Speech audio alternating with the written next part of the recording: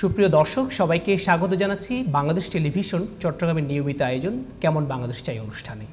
সাথে আছি ইয়াসির সিলমি।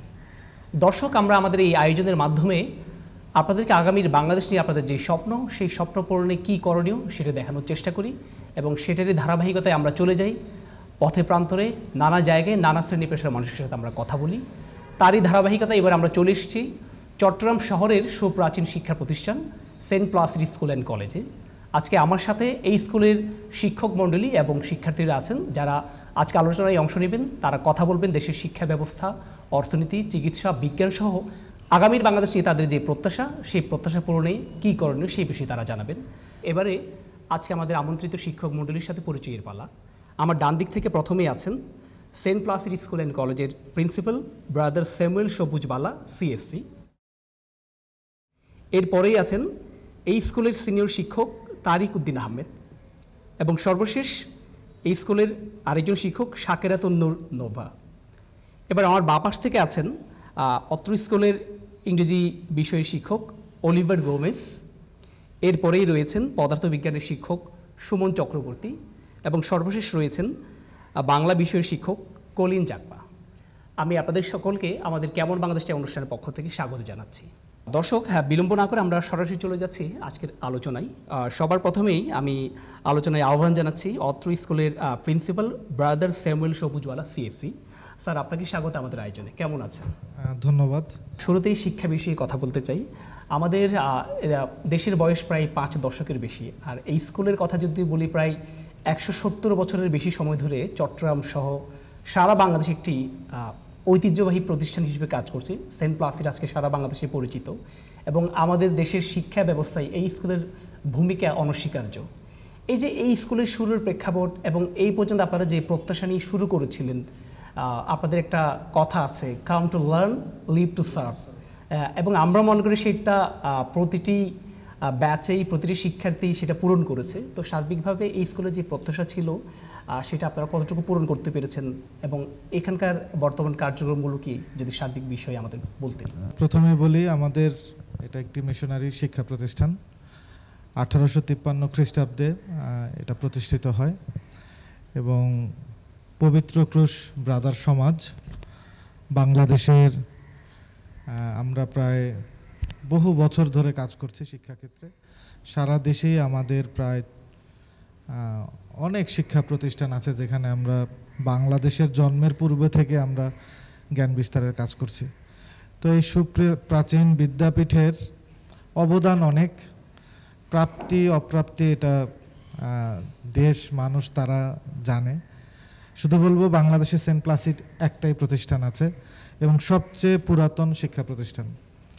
আমাদের এখানে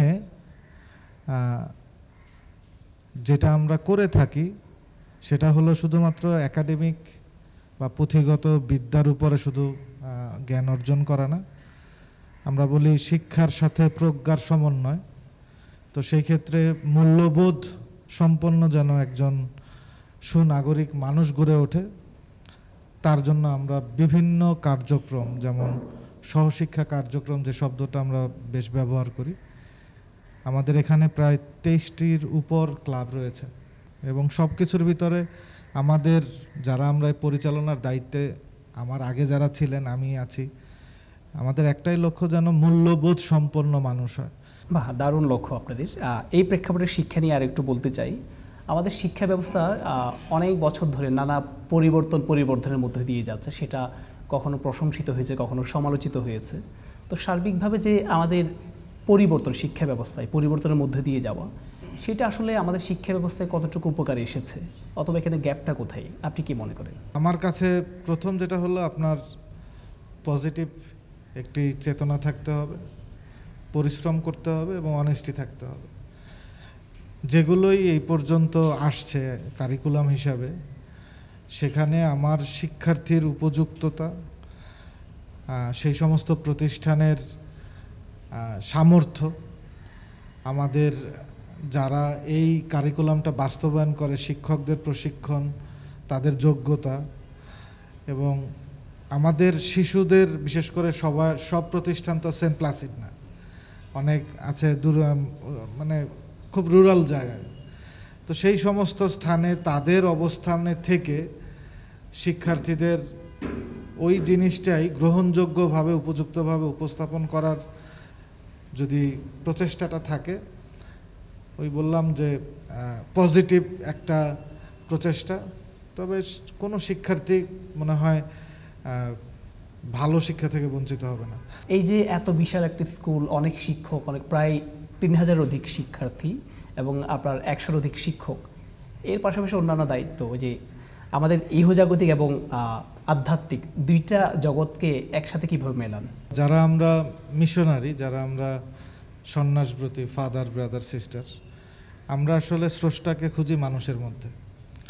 আর আমরা যেহেতু সংসার বিমুখ মানুষ, তো আমাদের যে সেবা কাজ আমরা এটা বলি, আমাদের যেটা বললেন শিক্ষার জন্য এসো, সেবার জন্য বেরিয়ে যাও, তো সেটার যদি লক্ষ্য থাকে, তো আপনার আমাদের কিছু প্রক্রিয়া থাকে, আমাদের প্রার্থনার জীবন, আমাদের শৃঙ্খলা যেটা আছে আমাদের সমাজবদ্ধ জীবনে, সেগুলো রক্ষা করে যখন আমি আমার প্রতিষ্ঠানে বা জায়গায় আপনারা কাজ বলেন সেবা কাজে আসি, সেখানে আমি আর 10 জনের মতো প্রশাসক নই।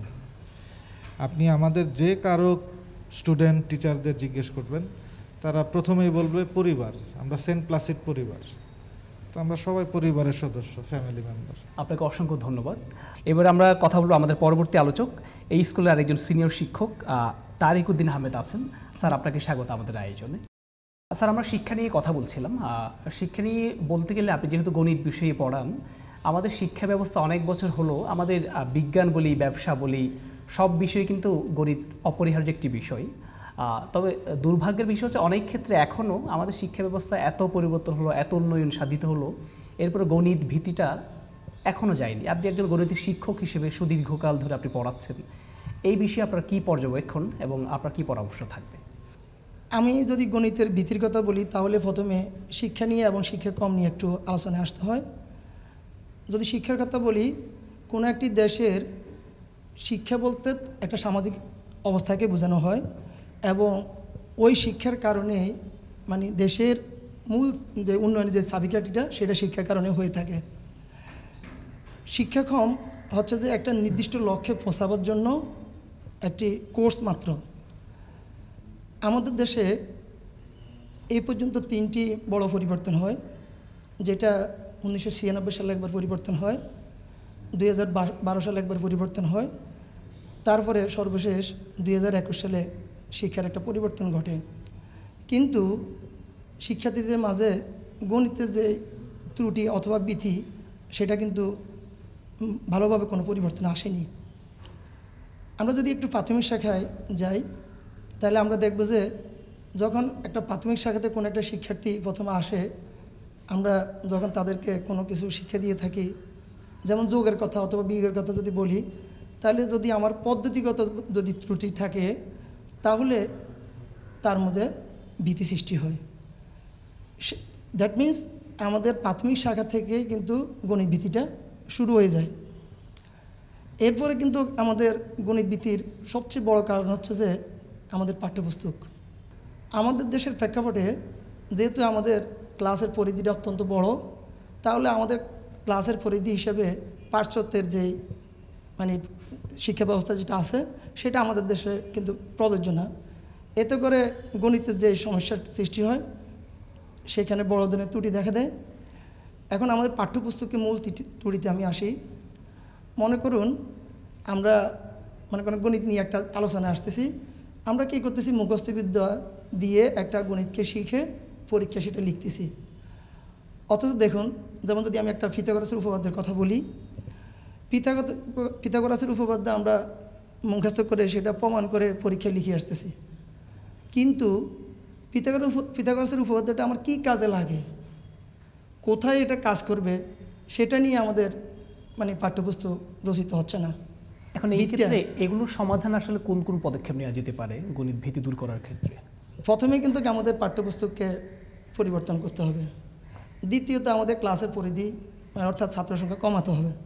তারপরে দক্ষ শিক্ষক আমাদেরকে তৈরি করতে হবে এবং দক্ষ শিক্ষক নিয়োগ দিতে হবে। ধন্যবাদ স্যার, আশা করছি আপনার পরামর্শগুলো গণিত ভীতি দূরীকরণে সহায়ক হবে। এবার আমরা চলে যাব আমাদের আরেকজন শিক্ষক আছেন জীববিজ্ঞানের শাকেরাতুন নূর নোভা ম্যাডামের কাছে।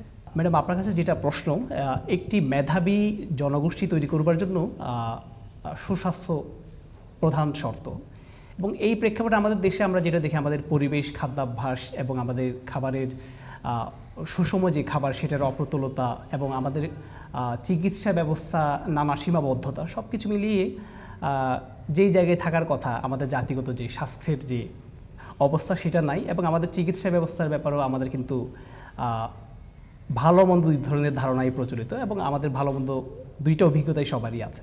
তো আপনি একজন জীববিজ্ঞানী শিক্ষক হিসেবে আমাদের চিকিৎসা ব্যবস্থাকে কিভাবে দেখেন, এবং এখানকার যে সীমাবদ্ধতাগুলো আছে, সমস্যাগুলো আছে, সেগুলো সমাধানে আসলে কি করা যেতে পারে, আপনার কি পরামর্শ থাকবে? আমাদের দেশে আসলে যেটা হয় যে জাতিগতভাবে যেহেতু আমরা জনসংখ্যা অনেক বেশি এবং আমাদের ভেতরে কোনোভাবে একটু দুর্নীতির ব্যাপারটা চলে আসে, এবং সেটা আসলে কিন্তু আমরা কোনোভাবেই নিয়ন্ত্রণ করার পর্যায়ে নেই, এমন একটা অবস্থা। তো এই যে ব্যাপারটা যে আমাকে আর্থিকভাবে লাভবান হতে হবে, এই একটা দৃষ্টিকোণ থেকেই কিন্তু আসলে সব জায়গায় অনিয়মগুলো আমরা দেখি যে যেখানে সঠিক ব্যবস্থাপনার দরকার সেখানে অব্যবস্থাপনাগুলো চলছে, বা যেখানে সঠিক চিকিৎসা হওয়ার দরকার সেটা হচ্ছে না, যেখানে দক্ষ ডাক্তারের ওখানে নিয়োগ দেওয়ার কথা, দক্ষ চিকিৎসকগুলো ওনারা চলে যাচ্ছে অন্য জায়গায়, ওনারা ব্যক্তিগত অনেক কাজে নিয়োজিত হয়ে যাচ্ছে, যার কারণে যেটা আমাদের প্রত্যন্ত অঞ্চল সেখানে আমরা সুচিকিৎসা পাচ্ছি না, বা কোনোভাবেই আমরা সেটা আসলে ম্যানেজমেন্ট করতে পারছি না। এই ক্ষেত্রে সমাধানে কি কি করণীয়, কি কি উদ্যোগ নেওয়া যেতে পারে? এই ক্ষেত্রে আমি যেটা বলবো, একজন শিক্ষক হিসেবে মূল্যবোধের একটা চর্চা আমাদের আসলে বিদ্যালয়ে বা শিক্ষা জীবনের শুরু থেকে আসলে যদি আমরা করতে পারি, তাহলে কিন্তু আসলে দেখা যায় যে এই জিনিসটা অনেকাংশে দূর হবে। আমরা যদি বিদ্যালয়ে শিক্ষার মাধ্যমে তাদেরকে শেখাতে পারি যে জ্ঞান অর্জন বা শুধু নাম্বারের জন্য বা শুধুমাত্র আর্থিক উপার্জনের জন্য আমরা পড়াশোনা করব না, আমাদের ভিতরে মূল্যবোধ থাকবে, নৈতিকতা থাকবে, সেই ক্ষেত্রে কিন্তু আমরা এই ব্যাপারগুলো একদম শিশুকাল থেকে ভেতরে দিয়ে দিতে পারি, এবং পরবর্তী জীবনে যখন সে কর্মজীবনে প্রবেশ করবে, আপনি চিকিৎসার ব্যবস্থার কথা বলছেন, বা আমাদের সব ক্ষেত্রেই কিন্তু আমরা সেটার প্রতিফলন আসলে দেখতে পাবো। ধন্যবাদ ম্যাডাম। চিকিৎসা বিষয়ে যে আপনার পর্যবেক্ষণ, আশা করছি সেটি আমাদের যথাযথ যে কর্তৃপক্ষ আছে তাদের দৃষ্টিতে আসবে। দর্শক, এবার আমরা চলে যাব, এই বিদ্যালয়ের আরেকজন শিক্ষক আছেন, ইংরেজি বিভাগের শিক্ষক অলিভার গোমেজ, আমরা ওনার সাথে কথা বলবো। স্যার, আপনাকে স্বাগত আমাদের আয়োজনে। শুরুতেই যেটা জেনেছি, আপনি শিক্ষা নিয়ে প্রায় 2 দশকের বেশি সময় ধরে কাজ করছেন। বাংলাদেশের পাশাপাশি আপনি পাশ্চাত্যের যে শিক্ষা ব্যবস্থা সেটার সাথেও পরিচিত হয়েছেন, অভিজ্ঞতা অর্জন করেছেন। সব মিলিয়ে যে উন্নত বিশ্বের যে শিক্ষা ব্যবস্থা সেটার সাথে আমাদের শিক্ষার আসলে ব্যবধান কতটুকু, এবং এই ব্যবধান গোছানোর ক্ষেত্রে আপনার কি কি পরামর্শ, সেই সাথে আপনি এটাও জানাবেন আপনি উন্নত বিশ্বের কাছ থেকে যে জ্ঞান অর্জন করেছেন সেটা বাংলাদেশে আপনি কিভাবে কাজে লাগিয়েছেন এই পর্যন্ত।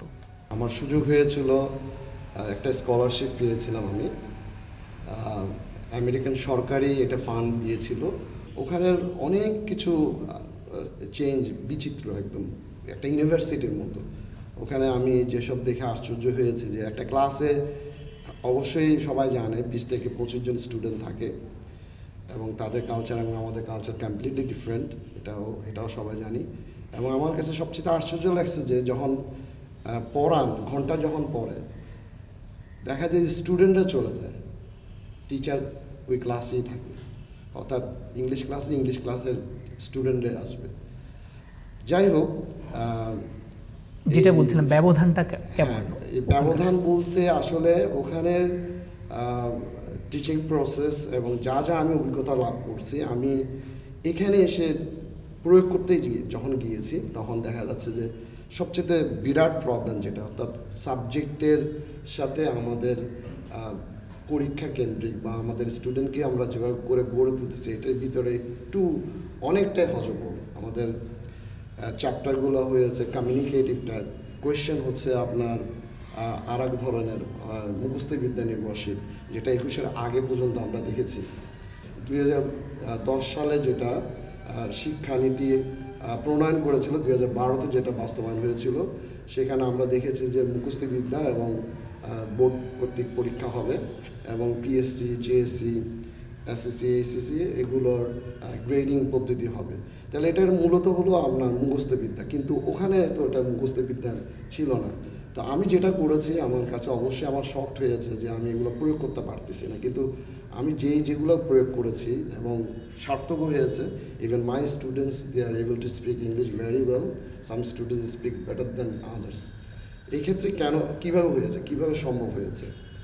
তো বিশেষ করে প্রোনাউন্সিয়েশনের ক্ষেত্রে আমি নিজেও ডেভেলপ করেছি। আমরা জানি সবাই প্রোনাউন্সিয়েশনের জন্য 22টা ভাওয়াল আছে, ফনেটিক্স সিম্বলস রয়েছে এবং 22টা কনসোনেন্ট রয়েছে। তো এই ধরনের কিছু বেসিক জিনিসগুলো আমি শিখাই। আরও একটা থিওরি আমি শিখাই যেটা ওখান থেকে শিখেছিলাম আমেরিকা থেকে, পাটাকাফা হলো একটা খুব দারুণ একটা থিওরি। পি মিন্স পা, টি মিন্স টা, কে মিন্স কা, এফ মিন্স ফা। অর্থাৎ একটা ওয়ার্ডের শেষে যদি পি থাকে, টি থাকে, কে থাকে, এফ থাকে, তাহলে এটা শয়ের মতো উচ্চারণ হবে। যেমন ক্যাপস, ক্যাটস, ক্যাফেস। আর যদি এফ টি পি যদি না থাকে তাহলে জয়ের মতো উচ্চারণ হবে, যেমন ডগস, গার্লস, বয়েজ। তাহলে এই বেসিক প্রনাউন্সিয়েশন যদি করে, সে একটা ইন্টারন্যাশনাল স্ট্যান্ডার্ড স্মার্ট প্রনাউন্সিয়েশনের কাছে পৌঁছে যেতে পারে এবং ইংরেজিটার ভয়টাও কেটে যেতে পারে। স্যার, আপনাকে অসংখ্য ধন্যবাদ। প্রাচ্য এবং পাশ্চাত্যের শিক্ষা ব্যবস্থার যে তুলনামূলক বিশ্লেষণ, এর মাধ্যমে আমরা অনেকগুলো গুরুত্বপূর্ণ পর্যবেক্ষণ পেয়েছি, যেগুলো কাজে লাগালে আমরা মনে করি আমাদের প্রাচ্যের শিক্ষা ব্যবস্থা একটি উন্নয়ন সাধিত হবে। এবারে আমরা চলে যাব আমাদের পরবর্তী আলোচক, এই স্কুলেরই পদার্থবিজ্ঞানের শিক্ষক সুমন চক্রবর্তীর সাথে। স্যার, আপনাকে স্বাগত আমাদের আয়োজনে। আপনার কাছে যেটা জানতে চাইবো, যে চতুর্থ শিল্প বিপ্লবের এই যুগে বিজ্ঞান শিক্ষার আসলে কোনো বিকল্প নেই। তো একজন বিজ্ঞানের শিক্ষক হিসেবে আপনি কি মনে করেন উন্নত বিশ্বের যে বিজ্ঞান চর্চা, যে চাহিদা, তথ্য প্রযুক্তিগতভাবে যে এগিয়ে যাওয়ার যে সুযোগ, বাংলাদেশের শিক্ষা কতটুকু বাস্তবায়ন হচ্ছে, আপনি কি দেখছেন? আমাদের বিজ্ঞান শিক্ষার কথা যদি আমরা একটু বলি, বিজ্ঞান শিক্ষাটা হওয়া আসলে উচিত ছিল ব্যবহারিক, এবং শিক্ষার্থীরা যাতে আগ্রহী হয় ওইরকম বিজ্ঞান শিক্ষা হওয়া দরকার। কিন্তু আমাদের যে বিজ্ঞান শিক্ষাটা, এটা যদি আপনি লক্ষ্য করেন দেখবেন এখানে জ্ঞানভিত্তিক বিজ্ঞান শিক্ষাটা সবচেয়ে বেশি গুরুত্ব দেওয়া হয়েছে। যেটা কি হচ্ছে, শিক্ষার্থীরা শুধু পরীক্ষায় নাম্বার পাওয়ার জন্য আমরা প্রয়োগ করছি। জিপিএ 5 পেতে হবে ওকে, ওইভাবে সে তার জ্ঞানটা মুখস্থ আয়ত্ত করছে, করার পরে খাতায় গিয়ে সে এটাকে আওলাচ্ছে বা লিখছে, এরপরে সে জিপিএ 5 পাচ্ছে। এই কারণে আমাদের কোনো একটা শিক্ষার্থী যদি মাধ্যমিক পর্যায়ের পরে ঝরে পড়ে যায়, সে বাস্তব ক্ষেত্রে এই বিজ্ঞান কোনো ক্ষেত্রে প্রয়োগ করতে পারছে না। এর একটা কারণও আছে, কারণ আমি তাকে বিজ্ঞান মনস্ক করে তুলতে পারছি না। আমরা যেমন বিজ্ঞান পড়াতে গিয়ে, আমি যেমন ছাত্রদের বিজ্ঞান পড়াই, ওই ক্ষেত্রে একটা জিনিস খেয়াল রাখতে হবে, আমি ছোটো ছোটো জিনিস দিয়ে প্রয়োগ করে ওকে বিজ্ঞান মনস্ক করতে পারি। যেমন এই যে পাখাটা ঘুরছে, কেউ লাইটটা জ্বলছে, কেন জ্বলছে, এই ক্ষেত্রে বিজ্ঞানটা কী কাজ করছে, এগুলোতে যদি আমি একজন শিক্ষার্থীকে আগ্রহী করতে পারি এবং বিজ্ঞান মনস্ক করতে পারি, আমাদের বর্তমান সমাজের যে অবক্ষয় মূল্যবোধের, কিংবা আমরা যে অসাম্প্রদায়িকতার কথা চিন্তা করছি, এটা মনে হয় সমস্যায় পড়বো না আমরা। প্রায়োগিক বিজ্ঞানের কথাই যেহেতু বলেছেন, সেই ক্ষেত্রে আমি আপনার কাছে যেটা জানতে চাই, বাংলাদেশের রপ্তানিমুখী শিল্প হিসেবে গার্মেন্টস এবং শ্রম খাত দুটো এখন পর্যন্ত বিরাট অবদান রেখেছে আমাদের দেশের অর্থনীতিতে। এখন একটি অন্যতম আরেকটি গুরুত্বপূর্ণ বিষয় হয়ে উঠছে তথ্য প্রযুক্তি খাত, অর্থাৎ ফ্রিল্যান্সিং। এটিও আমাদের রপ্তানিমুখী একটি খাত হতে পারে। এই ক্ষেত্রে কী কী করণীয় আছে এটিকে আরও বেশি সম্প্রসারিত করার জন্য? আমাদের গার্মেন্টস খাতটা বিভিন্ন কারণে, বৈষয়িক রাজনীতির কারণে কিংবা অন্যান্য কারণে আমাদের গার্মেন্টসের যে প্রতিনিয়ত উত্থান পতন হচ্ছে, একইভাবে আমাদের শ্রমবাজারেরও প্রতিনিয়ত উত্থান পতন হতে পারে বৈষয়িক চাপে, কিংবা আমাদের দক্ষ কারিগর গড়ে উঠছে না সে কারণে। এই ক্ষেত্রে আমাদের আরেকটা তৃতীয় যেটা আমাদের খুব সম্ভাবনার দিক উন্মোচন হয়েছে, তা হচ্ছে ফ্রিল্যান্সিং করে কিন্তু আমরা বৈদেশিক রপ্তানি করতে পারি বা অনেক মুদ্রা অর্জন করতে পারি। এক্ষেত্রে আমাদের অনেকগুলো খাত খেয়াল রাখতে হবে। একটা হচ্ছে আমাদের দক্ষতা উন্নয়ন করতে হবে, অর্থাৎ আমাদের কর্মশালার আয়োজন করতে হবে এবং শিক্ষার্থীদের ক্ষেত্রে তাদের বিনামূল্যে প্রশিক্ষণ দেওয়া দরকার। কারিগরি শিক্ষার ক্ষেত্রে ফ্রিল্যান্সিংয়ের জন্য আলাদা ব্যবস্থা করা দরকার, যাতে আমাদের শিক্ষার্থীরা মাধ্যমিক শেষ করার পরপরই যাতে এটাতে যুক্ত হতে পারে। আরেকটা জিনিস হচ্ছে অবকাঠামোগত উন্নয়ন। আমরা যদি অবকাঠামোগত উন্নয়ন করতে না পারি, তাহলে আমরা আমাদের ভবিষ্যৎটা সুন্দর করতে পারবো না। এই অত্যন্ত তথ্যবহুল আলোচনা করেছেন। আশা করি আপনার এই আলোচনা আমাদের যারা নীতি নির্ধারণী মহলে আছেন ওনাদের নজরে আসবে। এবার আজকে আমাদের আলোচনার সর্বশেষ অতিথি, অত্র বিদ্যালয়ের শিক্ষক, বাংলার শিক্ষক কলিন চাকমা, উনি আছেন আমাদের সাথে। স্যার, আপনাকে স্বাগত আমাদের আয়োজনে। স্যার, আপনার কাছে যেটা জানতে চাইব, তথ্য প্রযুক্তির অগ্রগতি যত বেশি হচ্ছে তত বেশি আমাদের শিক্ষার্থীরা, আমাদের এই প্রজন্ম সাহিত্য বিমুখ হয়ে যাচ্ছে। তো আপনি একজন সাহিত্যের শিক্ষক হিসেবে এই বিষয়টাকে কীভাবে দেখেন, এবং শিক্ষার্থীদেরকে আরও বেশি সাহিত্যমুখী করার জন্য কোন কোন ধরনের উদ্যোগ নেওয়া যেতে পারে? সাহিত্য খুবই গুরুত্বপূর্ণ জিনিস। আমি যখন ছোটোবেলায় পড়েছি, আমার এখনও মনে আছে, আমার বাবা শরৎচন্দ্রের বই নিয়ে আসতেন, রেখেছেন। আমি এসএসসি পরীক্ষা দেওয়ার পরে আমি চৈত্রহীন পড়েছি, কিন্তু আমি তখন চৈত্রহীন ভালোভাবে আমি বুঝতে পারিনি। কিন্তু আমার কাছে মনে হয়েছে যে কিরণময়ী চৈত্রটা ওটা অন্যরকম, কিংবা আমার কাছে মনে হয় যে সেখানে যে ঘটনাগুলো আছে আসলে কী কেন হচ্ছে, এই বিষয়গুলো তখন একটু মাথায় প্রশ্ন জেগেছে।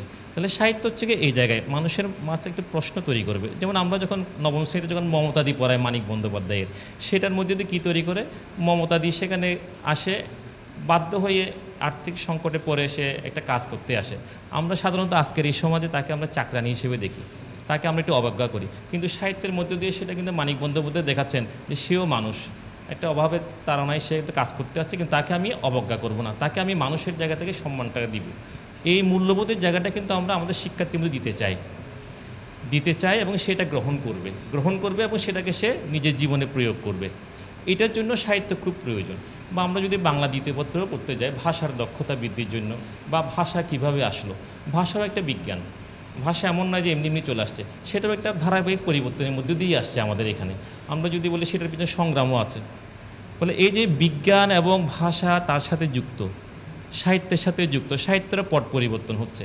আজ থেকে হয়তো আমরা বলছি যে বেগম রোকেয়া যখন আমরা যখন পড়াই নিরীহ বাঙালি, সেখানে বাঙালির আলস্যর দিকটাকে যেভাবে তার প্রবন্ধে তুলে ধরেছেন, আজকের সময় এসে সেখানে আমরা কিছু কাটিয়ে উঠলেও তার প্রভাব কিন্তু এখন আমরা দেখতে পাই, এখনও কিন্তু আছে। এখন আমরা সেটা মাঝে মাঝে বলি, হ্যাঁ, আমরা সহজে কোনো কিছু পেতে চাই, কষ্ট করতে চাই না। এই যে সাহিত্যের প্রয়োজনীয়তা, এই জিনিসটা আমার কাছে মনে হয় কেন জানি বর্তমান শিক্ষা ব্যবস্থার ক্ষেত্রে এটা একটু লঘু হয়ে গিয়েছে। এটার জন্য দুটো কারণ হতে পারে, এক শিক্ষা ব্যবস্থা, দুই হচ্ছে কি আমাদের বর্তমান চাকরির বাজারের ব্যবস্থা। চাকরির বাজারে কিন্তু আমরা যদি দেখতে পাই তাহলে দেখি সেখানে ইংরেজি, গণিত বা বিজ্ঞানের বিষয়গুলো অনেক বেশি জোর দেওয়া হয়। এই কারণে বর্তমান সময়ে যতগুলো বিজ্ঞান ও প্রযুক্তি বিশ্ববিদ্যালয় তৈরি হচ্ছে, সেখানে কিন্তু বাংলা অনার্স পড়ানোর জন্য কোনো বিষয় খোলা হয় না, ইংরেজি পড়ানো হয়। সাহিত্যের প্রয়োজনে নয়, আমার কাছে মনে হয় যে সেটা সে ভালো ইংরেজি বলতে পারবে এই জায়গায়। ফলে সেই জায়গা থেকে আমার কাছে মনে হয়েছে এই দুটো জিনিস সেখানে একটা কাজ করছে। এই ক্ষেত্রে রাষ্ট্র এবং আমাদের দুজনের একটা ভূমিকা আছে। আমরা যেমন আমাদের এই প্রতিষ্ঠানে একটা অবয়ব আছে, আমাদের এখানে লাইব্রেরি আছে, আমাদের এখানে বিশ্ব সাহিত্য কেন্দ্রের সাথে শিক্ষার্থীরা যুক্ত আছে, তারা বই পড়ে। ফলে আমরা তাদেরকে একটু বই পড়ার জায়গাটা আমরা আগ্রহ তৈরি করতে পারি। কিন্তু এই সুযোগটা তো অন্যান্য, বিশেষ করে আমরা যদি মফস্বলে, এটা কিন্তু নেই।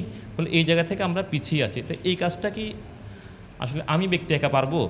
আমার কাছে মনে হয় যে এই কাজটা যদি করতে হয় তাহলে সেই ক্ষেত্রে রাষ্ট্রের একটা বড় ভূমিকা লাগবে, এবং এই ক্ষেত্রে প্রযুক্তির একটা বড় ধরনের একটা ভূমিকা থাকতে পারে। যখন আমরা অনেকগুলো বই আছে যেগুলো হয়তো আমরা এখন হয়তো হাতে কলমে যেটা আমরা পাই বই আকারে সেটা পাবো না, তাহলে সেটা আমরা প্রযুক্তির মাধ্যমে পিডিএফ আকারে আমরা বই পেতে পারি। এটা কিন্তু অনেকেই পড়ে। আমি দেখেছি সেরকম যে আমি যখন পার্বত্য অঞ্চলে যখন আমি একটু ভিতরের দিকে যাই, সেখানে ওরকম ভালো বই নাই, কিন্তু তাকে যদি আমি একটু রবীন্দ্রনাথ বা শরৎচন্দ্রের একটা ছোটো গল্পের কথা বলছি, সে আগ্রহ নিয়ে সেটা বই পাচ্ছে না, কিন্তু সে পিডিএফ নেমে কিন্তু পড়ছে। এটা কিন্তু আমাকে অনুপ্রাণিত করে। হ্যাঁ, আমাদের আপনি জানেন আমাদের হিল ট্যাক্সে এখন কিন্তু অনেক পিছিয়ে আছে। ফলে এই জায়গায় গ্রাম অঞ্চলেও কিন্তু এটা হতে পারে। কিন্তু এখন কথা হচ্ছে এই আয়োজনটা করবে কে? আমার কাছে মনে হয় যে এই বাধাটা দূর করতে পারে, সেক্ষেত্রে একটা বড় ভূমিকা রাখতে পারে রাষ্ট্র। রাষ্ট্র যদি সেভাবে নিতে পারে তাহলে আমার কাছে মনে হয় যে আমরাও শিক্ষার্থীদেরকে প্রযুক্তির সাথে সহযোগিতা নিয়ে সাহিত্যের সাথে আমরা একটু যোগাযোগ করতে পারি। আমি কলিন স্যারের সাথে একটু যোগ করে ইংরেজি বিষয়টাও আমি সাহিত্য চর্চা কিভাবে করা যায় সেটা বলতে পারি। এখন ওখানে যেটা করেছে এটা গভর্নমেন্ট থেকেই চালু রয়েছে যে ক্লাসের ভিতরে 10 মিনিট করে বই পড়ার একটা ওদের প্রচলিত রয়েছে এরকম, যে যখন ওই বই পড়বে টিচারের বেল দিয়ে দেয় এবং সবাই চুপ হয়ে যায়, ওদের ইয়াতেই ক্লাসের মধ্যেই আপনার লাইব্রেরি আছে, বই নিবে এবং টিচারে কিছু পেজ নাম্বার কোথায় লিখবে, কোন বই পড়ছে এটা লিখে দিবে এবং 10 মিনিট করে একদম চুপে চাপে পড়বে। আবার বেল যখন পড়বে বইটা যথাস্থানে আবার ওই জায়গার মধ্যে কাগজটা রেখে দিবে। এটা যখন 1 সপ্তাহ বা 1 মাস হলো, এরপরে এটা রিভিউ নেওয়া হয়। এটা গভর্নমেন্ট থেকেই চালু আছে। তো আমি এটার মাধ্যমে বলছি, আমাদের বাংলাদেশেও যদি সরকার থেকে যদি বা স্কুল পর্যায় থেকে যদি এরকম যদি কোনো যদি প্রচলিত নিয়ম করে, তাহলে সাহিত্যের ক্ষেত্রে অবশ্যই এটা একটা বড় অবদান রাখবে।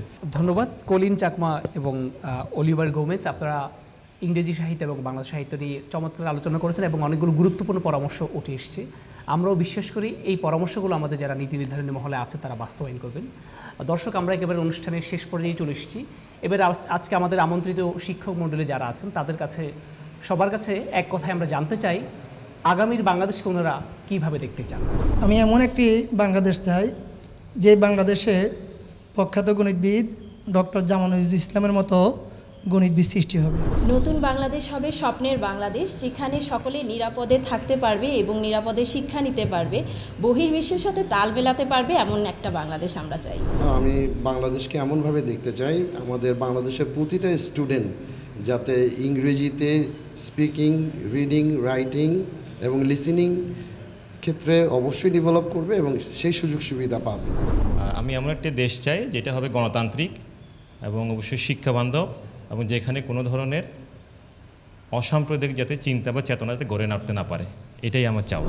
এমন বাংলাদেশ হবে যেটি অসাম্প্রদায়িক, সুন্দর, ন্যায়নিষ্ঠা সম্পন্ন, যেখানে কোনো বৈষম্য থাকবে না, কোনো ভেদাভেদ থাকবে না। আমি এমন একটি মানবীয় বাংলাদেশ চাই যেখানে মানুষ নিরাপদে ঘুমোতে পারবে, নিজের মতামত ব্যক্ত করতে পারবে, সম্প্রীতি থাকবে, যেখানে আমাদের আগামী প্রজন্ম আশা নিয়ে সত্য সুন্দরের পথে চলবে। আমি সেই বাংলাদেশ চাই। দর্শক, এতক্ষণ আমরা আমাদের শিক্ষক মণ্ডলীর কথা শুনছিলাম। এবার আমরা সেন্ট প্লাসিডের কিছু শিক্ষার্থীর কথা শুনে আসবো। বর্তমান বিশ্ব আধুনিক বিশ্ব। বর্তমান বিশ্বে প্রতিটি দেশ আধুনিক থেকে আধুনিকতা হয়ে যাচ্ছে।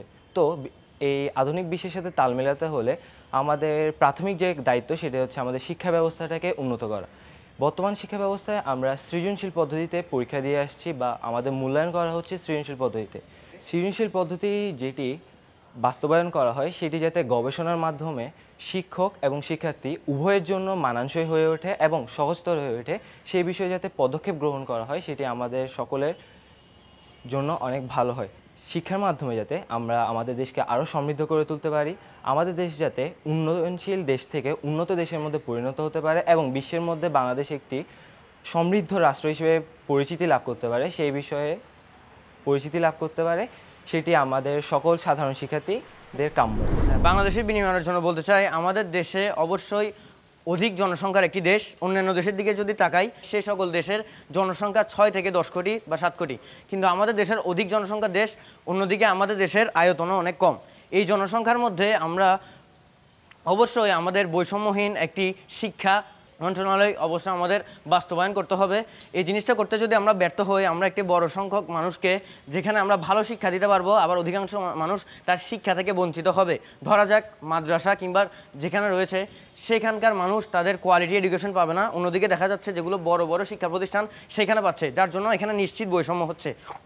তাই এই বৈষম্য রোধে আমাদের অবশ্যই এমনভাবে আমাদের দেশের শিক্ষকদেরকে ট্রেনিং দিতে হবে যাতে তারা দুর্নীতিমুক্ত, বৈষম্যমুক্ত এবং নিজেদের আর্থিক আয় এবং নিজেদের মুনাফার কথা চিন্তা না করে মুক্তভাবে নিজেদের জ্ঞানকে দিতে পারে, সেইভাবে যাতে তারা চিন্তা করতে পারে, তাহলে এটা সম্ভব। সুপ্রিয় দর্শক, আমরা অনুষ্ঠানের একেবারে শেষ পর্যায়ে চলে এসেছি। আজকে আমরা কথা বলেছি চট্টগ্রামের সুপ্রাচীনতম শিক্ষা প্রতিষ্ঠান সেন্ট প্লাসিড স্কুল অ্যান্ড কলেজের শিক্ষক এবং শিক্ষার্থীদের সাথে। তাদের আলোচনায় দেশের শিক্ষা ব্যবস্থা, চিকিৎসা ব্যবস্থা, বিজ্ঞান সহ আগামীর বাংলাদেশকে ঢেলে সাজানোর জন্য যে ইতিবাচক পদক্ষেপগুলো গ্রহণ করা যেতে পারে সেই আলোচনা আজকে তাদের কথাই উঠে আসলো, এবং সেই সাথে তারা আগামীর বাংলাদেশকে দেখতে চেয়েছেন বৈষম্যহীন, একতার এবং সম্প্রীতির একটি জনপথ হিসেবে। আমরাও বিশ্বাস করি আমাদের শিক্ষক এবং শিক্ষার্থীদের স্বপ্ন দেখা সেই বাংলাদেশ একদিন প্রতিষ্ঠিত হবে। সেই পর্যন্ত সবাই ভালো থাকুন, দেখা হবে পরবর্তী আয়োজনে। আল্লাহ হাফিজ।